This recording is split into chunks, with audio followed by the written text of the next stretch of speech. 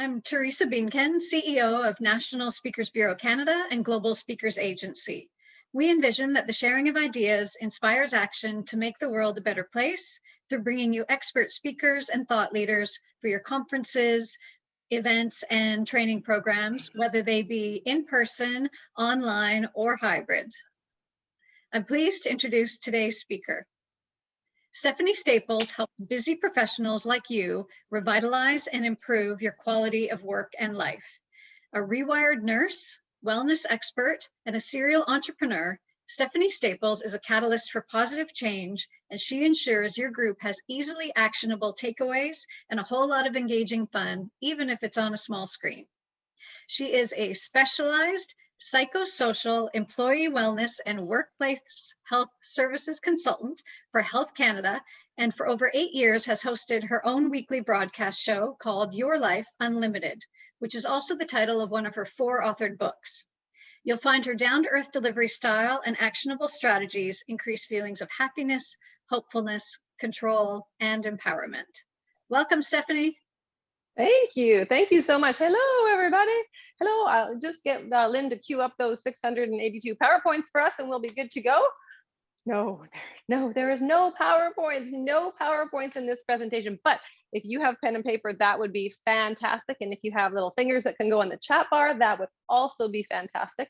Funny thing, Teresa, about what your introduction, my business is called Your Life Unlimited. I said, I feel like putting a big X through the un. It's like, no, our life is a little limited right now, but that's okay. We're going to make the best of it. And today, hopefully give you a couple of tools to strengthen that resiliency muscle and make things a little bit better. So my first question for you is how engaged are you willing to be in the next 30 minutes? So on a scale of 0 to 10, 10 being like, oh my gosh, tell me to stand on my head. I'm going to do it. I'll do whatever you say to do. And 0 being like, what am I on this call for? I'm busy. I got stuff to do. So whatever number you're, doesn't matter, but I'm going to get you to pop that in the chat bar. Closer to 10, closer to 0, it doesn't matter. It's all good, but pop that in the chat bar so we can kind of see where you're at. And I know that we're all coming from busy areas and doing other things. So I was thinking maybe we could just try whatever number you're at. Think about what you have to do to just move that slider up 1 notch. Okay, so if you're at 2, we're not going to try and get you to 8, but if you're at 2, how could we get you to 3? So maybe just look around and see in the next 10 seconds, like, what do you need to do? Do you need a cushion? Do you need to stand up for a stretch because you've been sitting down too long? Do you need maybe to get yourself a drink, a glass of water so that's handy for the next half an hour? What do you need to do to make yourself more comfortable? And that's what I'm going to ask you to do today. We're just going to try and move that needle up 1 notch. So get your fingers on that chat bar. I'm going to ask you a question. I'm going to get you to put the answer in the chat, but don't press enter, okay? Don't press enter. So the question I'm going to ask you right now, it's pretty easy. What time is it where you are? What time is it? Because I know we have people globally here. So I'm curious, what time of day is it for you? So pop that in the chat bar. 1, 2, 3. Now enter. 1, 2, 3, enter. So we should have like a waterfall of time zones going by. Perfect. Okay, now I'm going to ask you another question. So we're going to see how engaged you're going to be. I want you to type in the name on the count of 3, your pet, a pet that you've had, a pet that you liked, a pet that you have now, that you had, whatever your pet's name was, or a pet that you know of. So put it in, don't push enter yet. We're going to count to 3. 1, 2, 3. Okay, enter. All right. Press on the test, take a look and see what kind of names are popping up there. If this pet is like close to your heart. Cool. That was our practice engagement. Thank you very much for playing. We're going to do a lot with this engagement scale here. This is going to be one of the big tools for you. So pen and paper. Okay, pen and paper. I need you to do a little art class. Oh no, art class. I need you to draw a cookie and an apple. A cookie and an apple. It's not going in the Louvre. It doesn't have to be perfect. Just draw your best version of a cookie and an apple. Lucky for me, I happen to have a real cookie and a real apple here. So I don't know about you, but I love cookies. And if I had a choice between a cookie and an apple, I would always pick the cookie. What would you pick if you had a choice between a cookie and an apple? There'll be a few healthy people there, but you could put that in the chat if you like. Okay, cookie or an apple. So when I have this cookie, it's delicious. And I have this apple and it's good. It's very good. But when I have the apple and I keep comparing the apple to the cookie, the apple's never quite good enough. But if I don't compare the apple to the cookie and I just have the apple, it's actually quite delicious. You know, it's sweet, it's juicy, it's crunchy, it's from here in the BC Okanagan. It's quite delicious and it's healthy. But if I keep comparing the two, I'm never quite satisfied with the apple. You get where I'm going here? Pre-COVID, COVID, pre-COVID, COVID. So I feel like I really want to appreciate this apple. I'm afraid they might give us a turnip or something next. So let us work on appreciating the apple. Resiliency tip number 2, appreciate what we've got despite or because of the difficulties going around us. Now, this 0 to 10 scale, if you've ever been in the hospital, hopefully you haven't been lately, but they ask you about your pain. How's your pain on a scale of 0 to 10? And I thought that was the pain scale, and that's great. But one time I was going to the physiotherapist and something was off with my hand. And she said, well, on a scale of 0 to 10, how's your pain? And I said, I'm kind of embarrassed. Like, it's like a 3. It's not bad, but I know something's wrong. And she said something really changed my thought process. She says, you know, most people wait till their pain is an 8. And it's very easy to diagnose at that time, but it's very difficult to treat. If people would just come in when their pain was a 3, it's harder to diagnose, but it's very easy to treat. And I thought, oh, wow, this is good. This is what we do. We wait till our pain, whether it's emotional, social, physical, we wait till our pain is way up here before we try and deal with it. Think about a problem with a relationship. You know, I mean, you think, oh, I'm sure it's going to get better. I'm sure it's going to go away, but it keeps escalating. And then it's very difficult to deal with. Today, I want you to start thinking about using this scale in your life to be able to kind of take a benchmark of where you're at. And, you know, we know how that stress feels in our body. We know how we feel it on our neck and we feel it physically, right? I want us to start noticing it when it's coming in these low numbers. And then pull out some tools from our back pocket that we're going to talk about today so that we can get it early. And it'll be much easier to get rather than, oh, put it off until it gets into these big numbers. Okay, we're going to come back to that scale. If you're drawing, can you draw that scale on your piece of paper too? One of the reasons it's really important to write things down is I want you to listen like you're going to teach somebody this, like around the dinner table tonight. What'd you do today? You know what? There's going to be tools today. You can talk to them about your family or at your meeting. Talk to them about the apple and the cookie and how we can appreciate where we're at. Talk to them about this scale. You know, it's been a tough year. And one of the first things I think we can really do is give ourselves a little bit of self-compassion. Like, it's been tough. We don't have to be perfect. We don't have to have it all done. We don't have to know all the answers. And we need to be a little bit gentle with ourselves. So how about on the count of 3, we all just take a big breath. We are a community of people. We all signed up for this because there's a reason you signed up to be here. There's a reason you took half an hour out of your life to be here. So you are with a community of people that wants to make themselves a better person, wants to make the world a better place.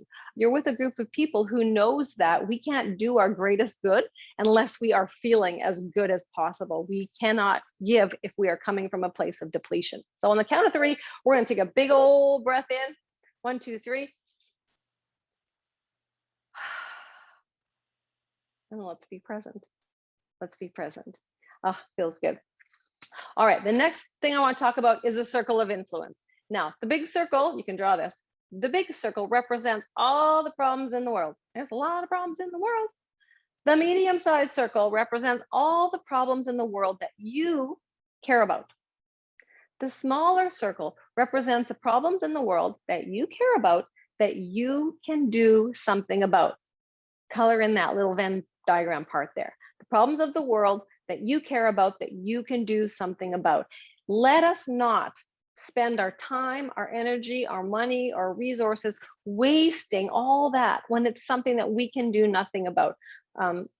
There's so much we can't control, but there is so much that we can control: our own thoughts, our own actions, our own feelings. We can. So I told you I would teach you the nap today, the nap technique today. And yes, if you can squeeze a nap in there, go get your 20 minutes. Good on you. It's great. But this is a different kind of nap. This nap stands for notice, acknowledge, and appreciate. Sorry, notice, acknowledge, and plan. Notice, acknowledge, and plan. So I want you to think about, especially in turbulent times, this plethora of emotions that are running around in our head. They're just running rampant in our head. And when there are so many emotions and feelings, we can't really get a handle on any of them. So today, I'm going to ask you to just pick one emotion, one feeling that has been top of mind, one feeling that has been like weighing you down, one thing that if you could get a handle on it in the next little while, you would feel a little bit more resilient. You would feel a little bit more control. And if you feel like sharing and typing that in the chat, what that one feeling or emotion is, then that's great. Feel free to do that. So once we can narrow it down to that one emotion, then we can acknowledge that emotion. What that emotion is it's there to give you information. It's like on a silver platter going, here you go, please help me deal with this. It's there to give you information. So we want to just be grateful of that. Thank you for bringing that to my attention. I'm feeling guilty. I'm finding a lot of people actually saying guilty. They feel like they're not, being at their job at the level that they want to be at their job. They're not being a partner to the level they want to be their partner. They're not parenting to the level that they think they should be. Like everything is just off. So this feeling of guilt, I don't know if anybody here can relate to that or not, but anyway, so let's just play with that feeling. So we notice that one feeling that's plaguing us a lot. We acknowledge that feeling. What we want to do is we want to kind of make space in between our ears. So a couple ways you can do that. One is to write it down. So this is my guided journal. It's free. You can get it if you like. So it's to help you write down what's bothering you. Write down, okay, I'm feeling guilty, and no editing, no judging, nobody's going to read it. Just free fall writing for 5 or 10 minutes. Set your buzzer. If you don't like writing, you could also have a BMW session. Stands for bark, or another B word, bark, moan, and whine. So what you want to do then is find a safe person in a safe private place and say, listen, I need to talk about this. I need to talk this out. I don't need any solutions. I just need you to listen. Can you be there for me to just listen? Set your buzzer, 5 minutes, because after 5 minutes, you need to have another BMW session. And that one stands for breathe and move forward willingly. Because sometimes what happens, I'm sure it's not you, but other people, sometimes what happens, we get caught up in that downward spiral and we're complaining about this and we're complaining about that. That's fine. Get it out, vent in a safe place, but put a time boundary on it. And then breathe, move forward willingly. And that's where the P comes in. The P is the plan. What are we going to do when we notice those feelings coming in at that level? Okay, it's maybe coming at a 4 or a 5. We're like, oh, I don't really like the way that's feeling. It's probably not going to go down by itself. It's probably not going to go down unless you pull some of those tools out of your back pocket to help shift those numbers. I hope this is making sense to you. Just give me a nod if it's making sense.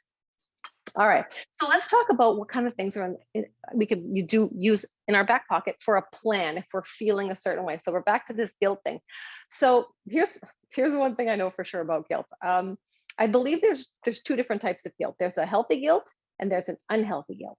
Now, healthy guilt is super purposeful. It's there for when you consciously make a decision that hurts people and is bad. Like you're supposed to feel guilty. It shows up in your body. You're supposed to feel guilty so that you can make amends, feel remorse, say sorry, try and make things better. But there's another type of guilt, and it's an unhealthy guilt. And that unhealthy guilt feels the same way in your body, but that's not it's not something you consciously chosen. You've not tried to make things bad. It's maybe you're not working at that level 10 right now because there's a pandemic, so you're feeling guilty about this. You need some tools to just be like, I'm doing the best I can today given the circumstances. I'm doing my absolute best given the circumstances. So if you feel that feeling of guilt, then you need to ask yourself, is this a healthy guilt? Is this an unhealthy guilt? If it's a healthy guilt and you did something wrong, well then say sorry, make amends, feel remorse, try and make it better. If you go, no, I think this is kind of an unhealthy guilt, then, maybe take that deep breath, maybe pull out that tool in your back pocket and say, I'm doing the best that I can today, given the circumstances. Maybe I need to take a little better care of myself, and then I'll be able to take a little bit better care of other people. So just being able to notice the difference between those two types of guilt is a really healthy skill, I believe. So whatever other emotion is plaguing you, if it's lack of time, energy, money, motivate, whatever it is, try and notice it at a lower level so that you can make things better and fill up that toolkit. It might be from one of these webinars. It might be from a podcast that you listen to. Just collect. I feel we're adult learners, and our job is to collect as many different tools as we can to pull out when we need them, right? It might not be this tool this day, or this tool another day, or a combination of those tools. So another tool for your toolkit, if you know this word, say, I do. The word is Kaizen. Changed my life. So if you want to Google how to be like more resilient or happier or healthier, you can Google that and you'll get 62 billion hits. When you get 62 billion hits, you get overwhelmed. When you get overwhelmed, you do nothing. That doesn't help anybody. Kaizen says, what is the smallest thing I can do? It means small continuous improvement. It comes from the Japanese auto industry. What is the smallest thing I can do to lean into this corner of more resilient, of happier, of healthier, of more fun, of more, whatever it is you want? What is the smallest thing I can do to lean into that area? So, hey, I'm a motivational speaker. If you want to jump into that area with both feet, well, like, go right ahead. And, you can do feng shui and you can exercise for an hour a day and you can do all that kind of great stuff. I'm not going to say don't, but sometimes when we jump in with both feet, in 3 weeks, we're like, oh, that's enough of that. Kaizen says, what's the smallest thing you can do to lean into that area? On the count of 3, I'd like you all to lean into this area where we want to go. 1, 2, 3. I'm just going to lean into that area. Now, what is it that you want? What's going to help make you more resilient? Strengthening your relationships, strengthening your body, strengthening your mind. Again, looking at this scale. And if you think little things don't matter, think again. Think again. In fact, some of the latest research in goal setting is showing that between 4 and 11%, 4 and 11% is like the sweet spot of goal setting. Now, less than 4, and you don't really have that momentum to keep going, and more than 11, competing priorities sort of stop you. But between 4 and 11, if you could make your relationship 4% better, would that be worth it? If you could make your body 4% healthier, would that be worth it? If you could strengthen your mind 4%, little things matter, little things. And now I must break into a very, very short song for you about little things, because they do matter. Here we go. I'll just play you a tiny bit. There's an eyeball in my eye, a mosquito in my bed. There's a pebble in my shoe, and you know what I dread. That little hair on my tongue, I just can't get it off. You say little things don't matter, I say that they're wrong. Ba-ba-da-ba. I'll spare you the whole version, but little things matter. And if you think they don't, you're wrong. One of these days, we're going to figure out little things are maybe the only thing that matter. Little things done continuously, whether it's, when you do something special for somebody else, a little thing. If you did something great big for somebody once and then you were nasty the rest of the time, well, that wouldn't count. It's the little things you do continuously. And same with building your resiliency muscle. It's not one thing you do one time that's going to make the difference. It's small things done constantly. Maybe it's when you look at the clock, that you do a deep breath. Maybe it's when you go through a doorway that you have a good stretch. Maybe it's that you set an actual bedtime routine for yourself. There is no better time. There's no better time to focus on you than right now, even despite and because of what's going on out there in the world. We need you to be your best. So I'm going to invite you to do this. I'm going to invite you to spend 1% of your day, just a tiny bit, just a little Kaizen. 1% of your day is about 14 minutes. 14 minutes. 14 minutes on your own personal growth and development. 14 minutes looking in the mirror. How can I take better care of myself so that I can be better for everybody else? 14 minutes of a day. You could do 7 in the morning, 7 at night. It doesn't take much, but every time you do it, it strengthens what's in between your ears. It reinforces the fact that I am important. What I do matters. Who I am matters. How I show up matters. People are watching you. They're watching you. They're not just listening to what you're saying. They're watching how you're showing up. They're watching how you're handling things as well. So think about what you want your COVID legacy to be. And if it is taking extremely good care of yourself, being more resilient, then spend that 1% of your day, just a little tiny bit. Look for what you need. The answers are there. I'm here to help you. Everybody at NSB is here to help you. There are so many resources. And I think I'm out of time. But I hope you got some ideas today to help. And over to you, Teresa. Thank you, Stephanie. Love your energy and the ideas that you've shared, especially for me, your focus on ensuring that, we're doing active listening, we're being present, and taking a moment to notice what's happening to us so that we can plan going forward. Really helpful. Thank you. We will take some questions because we've got a bit of time now for some questions. And I can see, just FYI from the comments, great comments about the usable tips that you've provided and how people have resonated with what you're talking about. One of the feelings or questions that came up was acknowledging COVID fatigue. Do you have any thoughts about that kind of for the longer term in terms of managing that? Again, I think we go back to that Kaizen approach. Whether it's a short-term issue or a very long issue, it's the little things that we do on a constant basis to refuel ourselves, to revitalize ourselves. And, routine, I think, because there's so much uncertainty in this world right now, I mean, there's always been uncertainty, but especially now, that if we can create small routines for ourselves, that's going to make such a big difference. And even like that 7-minute, like I said, if you do a 7-minute morning routine, a 7-minute evening routine, and thought about different parts of your world, like what do I need to do to take care of my body? It might be 3 deep breaths. It might be, there's just, I'm stumbling, but there's so many things that we can do. And it's not that we can't, we got to stop saying, I don't have time, I don't have energy. We have to take that small amount of time and do something purposeful and intentional and deliberate that's going to lean us into that area of empowerment and focus on what we can control. Great. Thank you so much. And then there was also a question and comment about the Venn diagram that you showed. Is there, I think you called it, did you call it the circle of influence? Is that what it's called? Yes, that's what I called it. Okay, great. Yeah. That was one of the questions. And you referenced it being about, the problems of the world that you care about, that you can do something about. What if there is more than one thing? How do you prioritize taking control of your circle of influence? So I would say what one area, if you focused on this for the next week or month, a specific amount of time, like I asked about the one feeling or emotion, what one thing, if you focused on this and did some problem solving around it, would have the biggest impact on you? So personally for me, when this all started, my one thing was my relationship. Okay, I'm going to be here locked down with my husband for a long time. I need to focus on this relationship.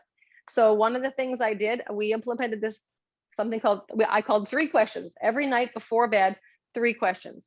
What did you enjoy today? What are you grateful for? And what are you looking forward to? So what are you grateful for could be, I'm very grateful for my children, that they're healthy and everything's good there.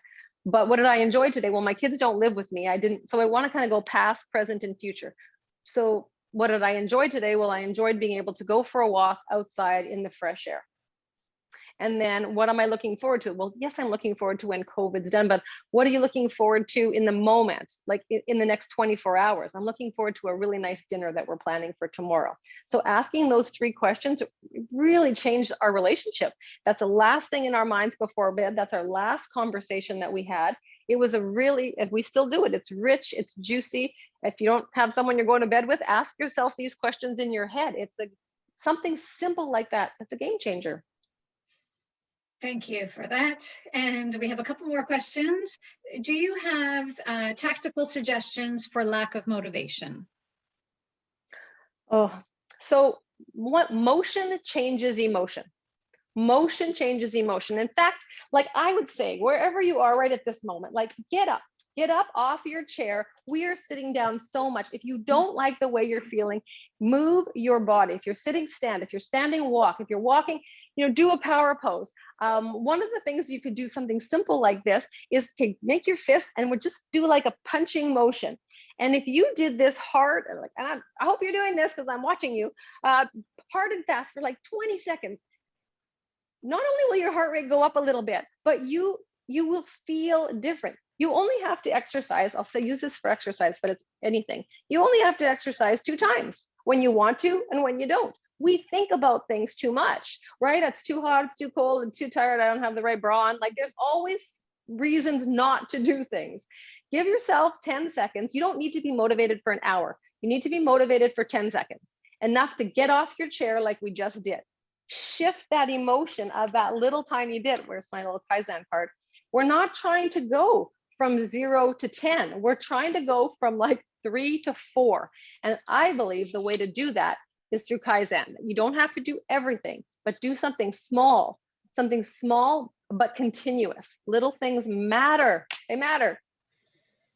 Thank you. That was really helpful. And my punching hands on. And if somebody walks in the room and you're doing that, it'll look a little crazy, but I can give you another run real quick, like rub your hands together like this really fast. And then you feel them get nice and warm, nice and warm, nice and warm. And then just put them over your eyes. And just that darkness and the warmth, like that's a stress reducer right there. That again, we're not trying to change the whole world. We're just trying to cause a little tiny shift so that we can lean into the next thing. Thank you. And one last question. In your experience, what are some of the early warning signs so that we can diagnose our state early? Oh gosh, knowing yourself, again, it could be so different for everybody, but if my energy is normally up here at a 7, 8, and I am too long down here, right? We all get sad, we all get depressed, we all get angry, but if you're hovering down here too long and you're that apathy, that lack of caring, you're just tired, we need to, and again, I'm giving you like simple tips, but don't, please, if you suspect, if you're thinking that maybe this is something more serious, it probably is. There's so much help out there, so much free help out there. Please ask for help. All of us need it, and everybody can benefit from professional help. So if you are wondering, then it's probably time to just check in with somebody and talk to somebody. It really, really, really helps. Just notice where you're at. If it's lasting more than a few days, it's time to check in with somebody. Thank you. That's really helpful. And especially I think at this time of year where, there's spring, and this is part of why we wanted to have this resiliency reboot to give everyone a chance to re-engage and have some of those tips and tools that you're presenting. So much appreciated for all of this, Stephanie. Thank you so much. And yeah, and I know you've generously offered some additional value post-event. So we will be sending a recording of this session to all the attendees, and you've offered a copy of one of your books as an ebook. So we'll ensure that is in the follow-up email. And for those who have joined us at other times, we can do a book draw for a hard copy of Stephanie's book, and I will do that right now. We have all the names of the registered. Here we go. And our winner today is, congratulations. We will be sure to send you a hardcover copy of, or a hard copy of one of Stephanie's books. And for those who are in the nursing profession, as I mentioned in the intro, that's part of Stephanie's background, and she will be doing, in honor of Nurses Week in May, a custom resiliency reboot session all week long. And we'll have information for you if you're interested in your organization signing up for that to help your staff and employees. So thank you again, Stephanie, for all that you're doing for those on the front line and those of us who need this health and wellness support. Thank you. Thank you again, everyone. Stay well, keep looking for those silver linings, and deep breaths. Take care.